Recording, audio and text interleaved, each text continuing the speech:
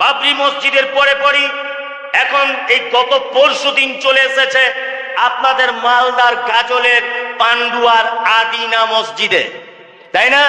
বলছে শিবের লিঙ্গ পাওয়া গেছে। সারা পশ্চিম বাংলার 1947 সালে 15ই আগস্ট এই যে স্বাধীনতা লাভ করেছে, স্বাধীনতার পর থেকে 2024 সাল পর্যন্ত, আজকে 24 তারিখ না 22 তারিখ, কোন মহারাজ আদিনা মসজিদের শিবের লিঙ্গ খুঁজে পেল না। পশ্চিম বাংলার কোন মহারাজরা দেখতে পেল না। আর দিল্লি থেকে কোন গোপাল ভাঁড় এসে এখানে বলে দিচ্ছে এর ভিতরে দেবদেবী আছে, এর ভিতরে শিবের লিঙ্গ আছে। ভণ্ডামি খুঁজে পাও না।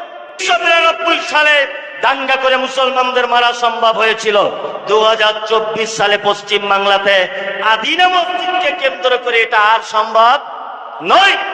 আমাদের মসজিদ আদিনা মসজিদই থাকবে, পশ্চিম কালেও এটা কখনো মন্দির হতে দেওয়া যাবে না। যত নবী প্রেমিক দেখতে পাওয়া যায় তার নাম বাংলাদেশ, তাই না? বাংলাদেশ বাংলাদেশ একটা ভুঁড়ি মোটা ছিল, তার নাম দেওয়ানবাগী। ও আবার এত বড় চিটার, এত বড় হারামখোর, এক পর্যায়ে দাবি করেছে আল্লাহ নবীর বেটি ফাতেমা হচ্ছে আমার বউ। সোশ্যাল মিডিয়া দেখেছেন এটা? মনে মনে হচ্ছে যে ইন্ডিয়া থেকে চামড়ার জুতো স্পেশাল করে তৈরি করে তোর মুখে মেরে আসে। হারামখোর এত বড় বদমাশ, বলছে হযরত মুহাম্মদ সাল্লাল্লাহু আলাইহি ওয়াসাল্লাম আমার শ্বশুর, আশিকে রাসূল। দেওয়ানবাগী বলুন, আশিকে রাসূল। সারা ভারতবর্ষে যত আছে আশিকে রাসূল। আপনারা জানেন যে কিছুদিন আগে সোশ্যাল মিডিয়াতে যত নাস্তিক, যত বেঈমান, যত অসভ্যতা, যত নির্লজ্জতা, যত বেহায়াপনা, ধর্মের নামে যত বাড়াবাড়ি, ধর্মের নামে যত বিনোদন, সমস্ত কিছু দেখবেন বাংলাদেশ আছে নাম্বার ওয়ানে। বাংলাদেশ নাম্বার ওয়ানে। এই বাংলাদেশের মাটিতে একটা নাস্তিকের জন্ম হয়েছিল কিছুদিন আগে, তার নাম আসাদ নূর। দেওয়ানবাগী আশিকে রাসূল, আর একজন বলছে আশিকে রাসূল। পশ্চিম বাংলাতে আলা হযরতদের দল যারা আছে, বড় পাগড়ি পরে ঘুরছে, আশিকে রাসূল। যখন হযরত মুহাম্মদ সাল্লাল্লাহু আলাইহি ওয়াসাল্লামের ব্যাপারে যখন বাংলাদেশের আসাদ নূর অনেক কটু মন্তব্য করেছে, সারা পশ্চিম বাংলা, ভারত, পাকিস্তান, বাংলাদেশের একজনও নবী প্রেমিক আশিকে রাসূল তার সামনে মোকাবেলা করতে পারেনি।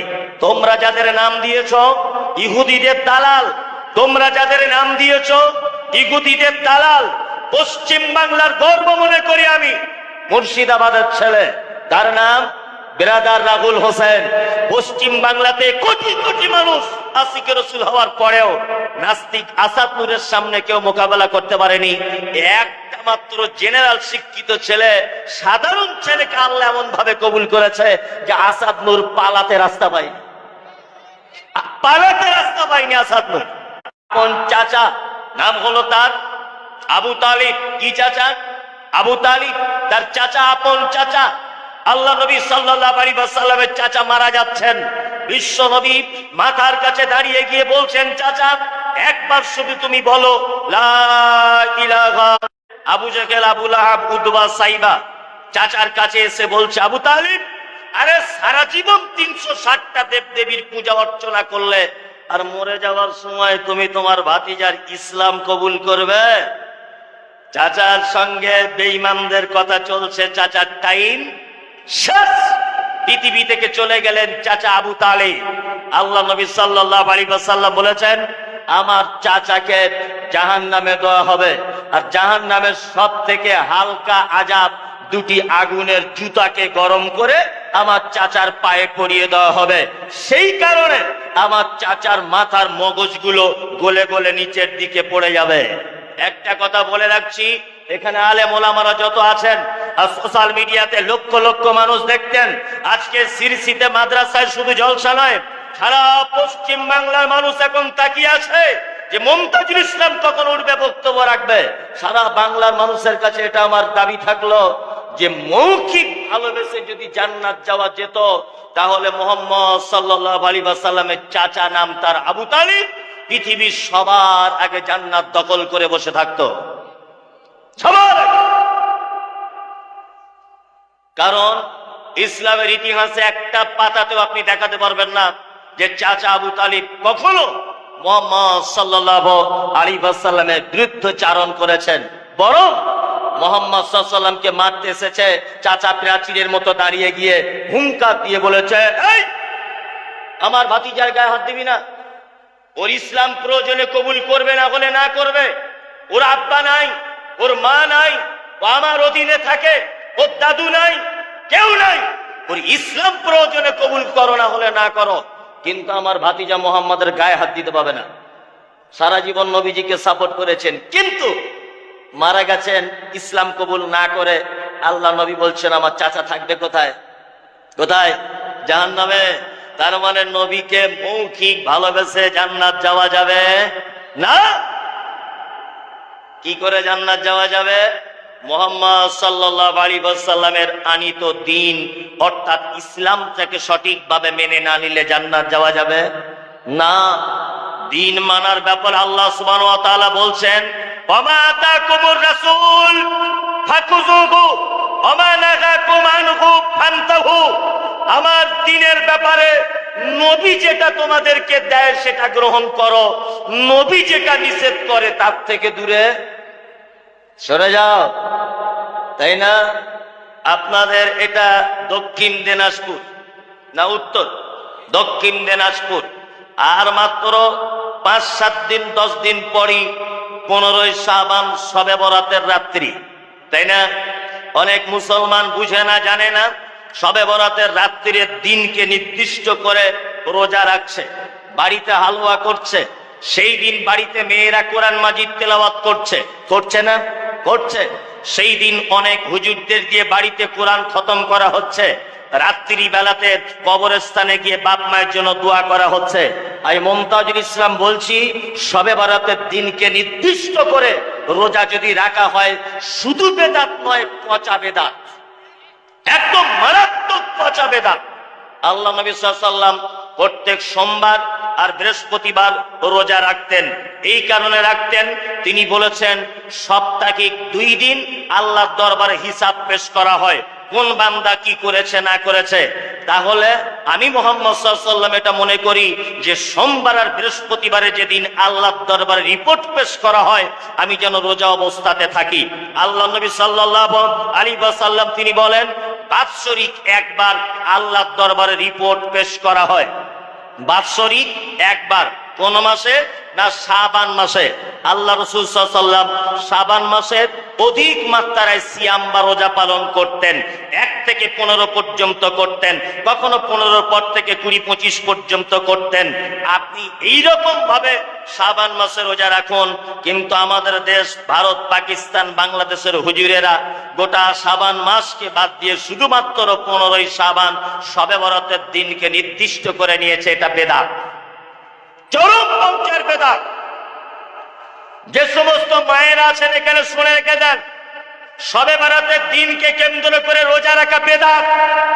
মুহাম্মদ সাল্লাল্লাহু আলাইহি ওয়াসাল্লাম তিনি বলেন, কুল্লু বিদআতিন যালালাত ওয়া কুল্লু যালালাতিন ফিন্নার।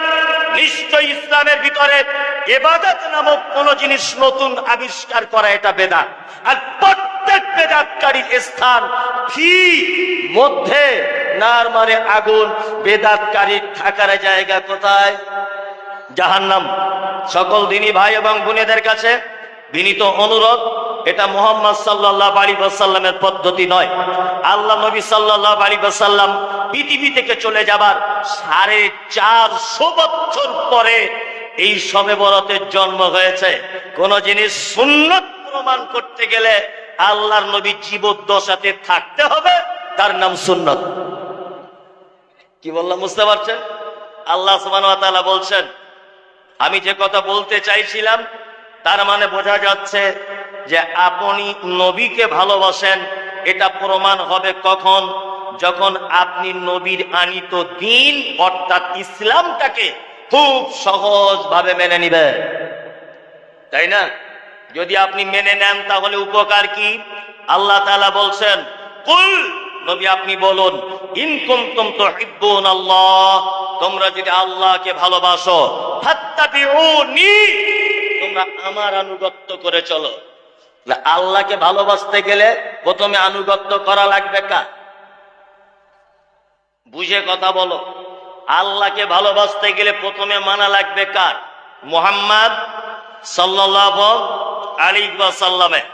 আমি বারবার বলছি শবে বরাত হাদিসে নাই, বারবার বলছি নবী দিবস হাদিসে নাই, বারবার বলছি কুলখানি 40 চাহারাম হাদিসে নাই, বারবার বলছি জমাতবদ্ধতার সাথে ফরজ নামাজের পরে দোয়া হাদিসে নাই, বারবার একই কথা বলছি মরা মানুষের নামে কোরআন মাজিদ খতম করতে হবে হাদিসে নাই, বারবার ও বলছি ইমাম আবু হানিফা বলেছে, বারবার ও বলছে আব্দুল কাদের জেলানি বলেছে, ও বারবার বলছে ওটা বড় হুজুর বলেছে, ও বারবার বলছে মেজ হুজুর বলেছে।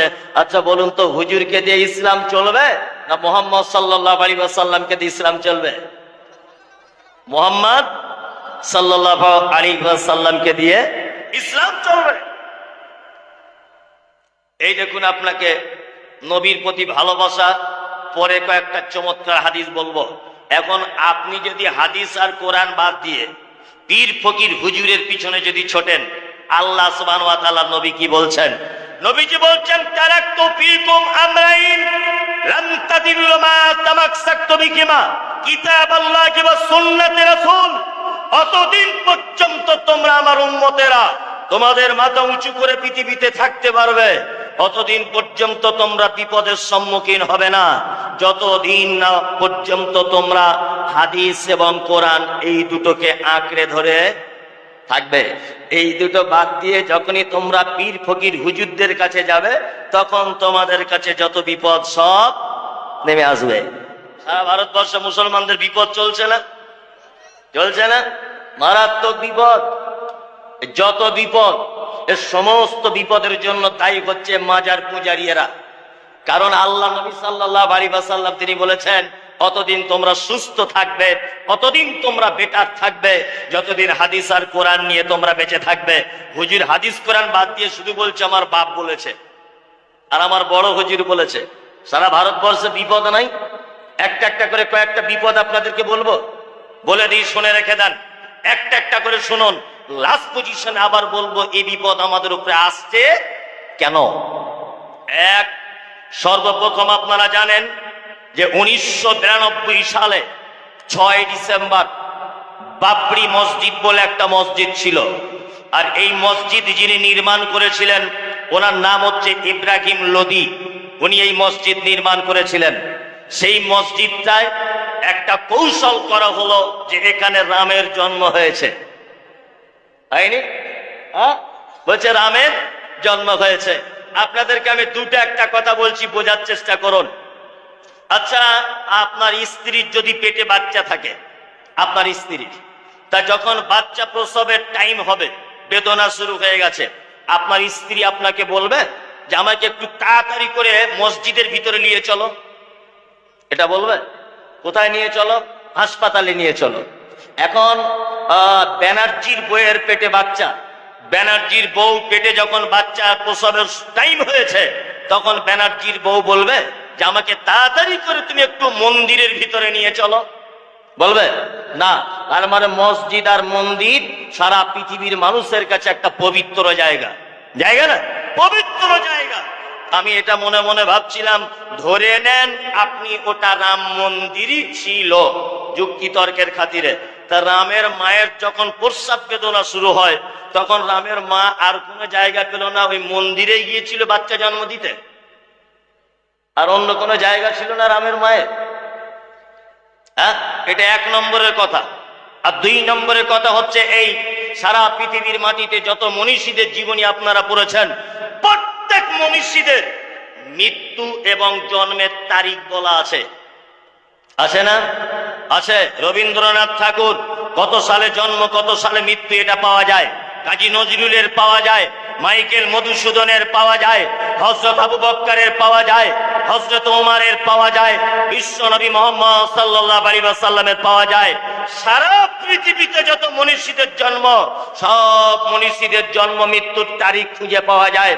আমি মুমতাজুল ইসলাম সোশ্যাল মিডিয়াতে আর জনগণের সামনে ওপেন দায়িত্বহীন ভাষাতে এটা বলছি, রামের জন্ম হয়েছে মন্দিরের ভিতরে, এটা যদি ইতিহাস লেখা হয়, রামের মৃত্যু হয়েছে কোথায়, এটা অবিলম্বে ইতিহাস পেশ করা হোক। সারা ভারতবর্ষের একটা চটি বয়ে একথা লেখা নেই যে রামের মৃত্যু হয়েছে কোথায়, তার মানে এটা একেবারে ভুয়ো কথা। যার মৃত্যু হয়েছে বলছে মন্দিরের ভিতরে, এইটা ইতিহাস লেখা হচ্ছে, আর সেই ভগবানের মৃত্যু হয়েছে কোথায়, এটা ইতিহাস লেখা হবে না? তার মানে বদমাইশি জায়গা পাও না। আশ্চর্য ব্যাপার। কৌশল করে দীর্ঘদিন যাবৎ চেষ্টার পরে আপনারা জানেন লকডাউনের নাম করে সবাইকে বাড়ি ভিতরে ঢুকিয়ে দিয়ে বুলডুজার দিয়ে লকডাউনের সময়তে বাবরি মসজিদটা ভেঙে দিয়েছে।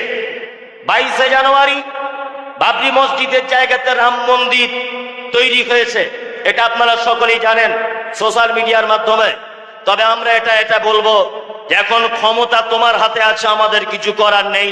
তবে আমরা কখনো ওই জায়গাটা রাম মন্দির বলবো না, আমাদের মনের মণিকোটাতে বাবরি মসজিদই আছে, তাই না?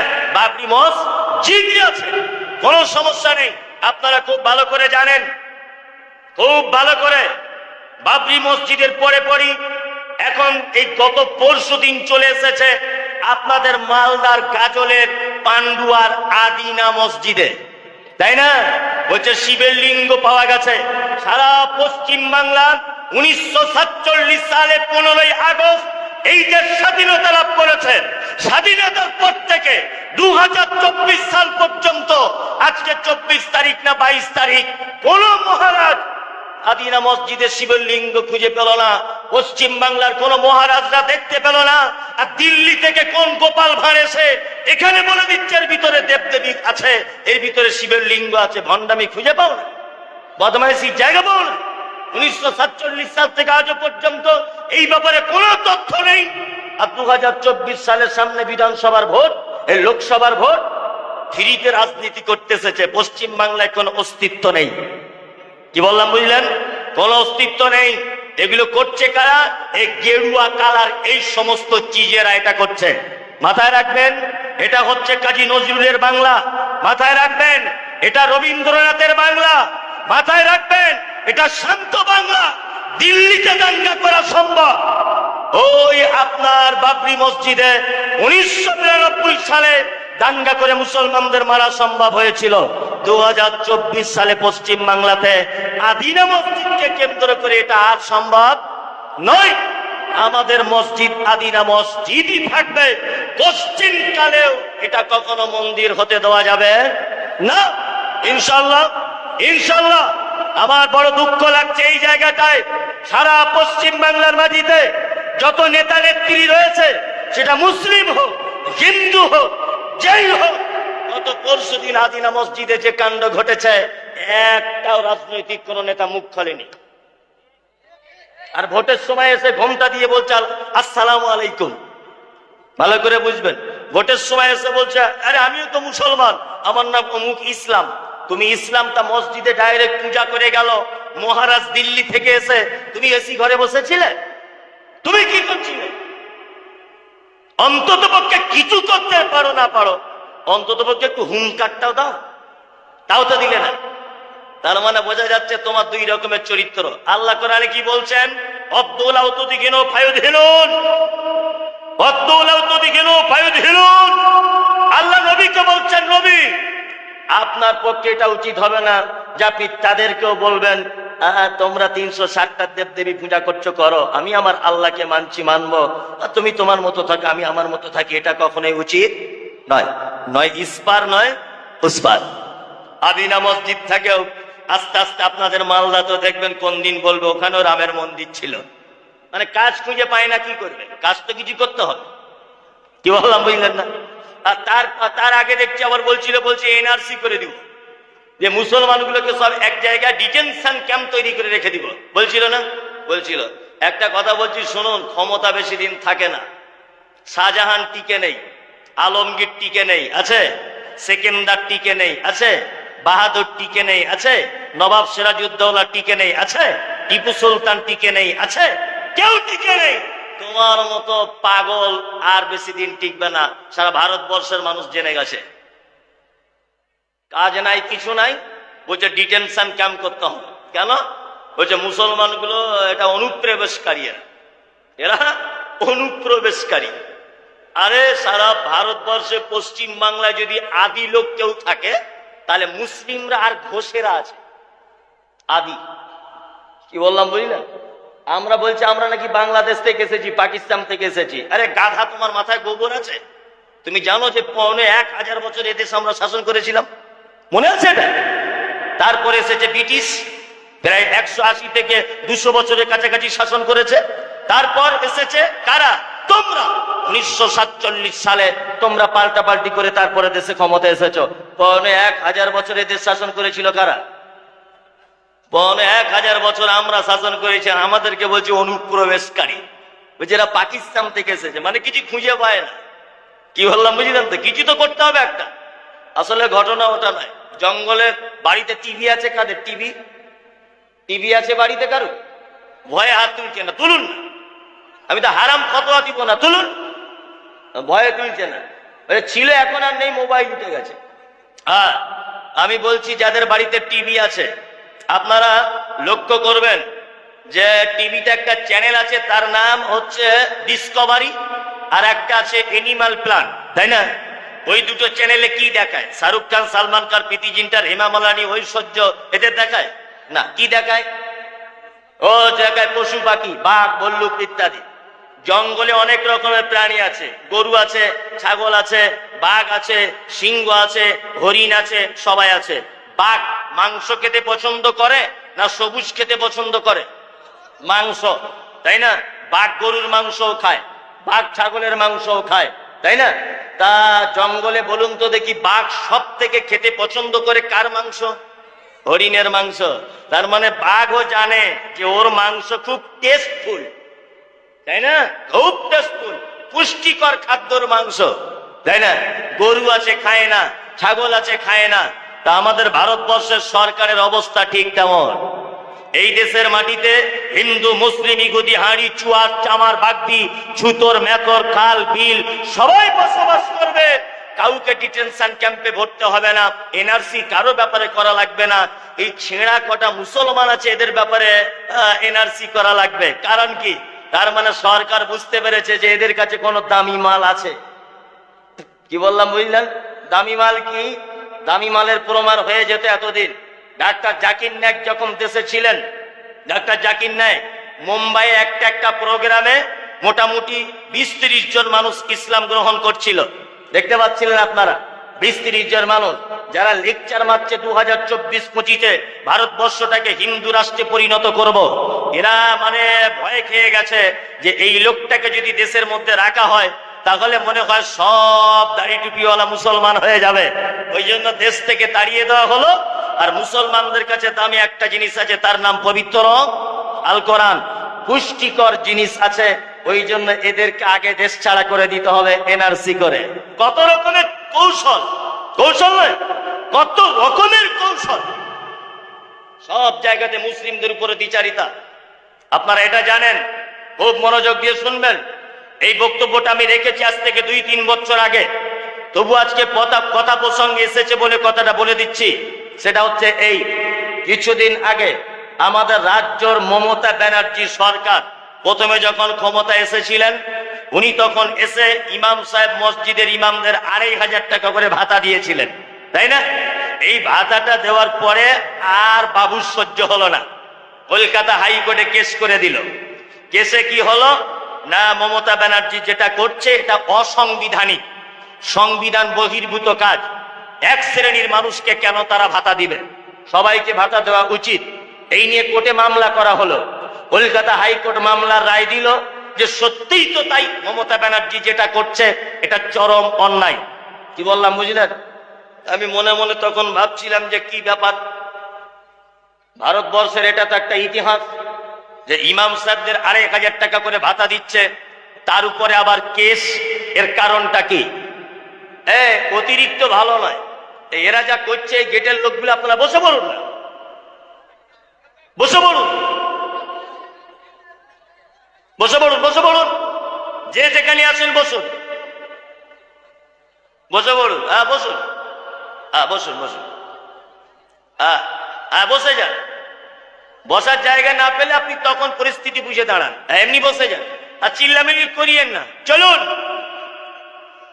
তা যখন কলকাতা হাইকোর্ট এটা নাকচ করে দিল যে ইমাম সাহেবদেরকে ভাতা দেওয়া যাবে না, তবু আমাদের রাজ্য সরকার বলেছিলেন তোর ডাক শুনে যদি কেউ না আসে তবে একলা চলো রে, আমি একা একাই দিব ভাতা।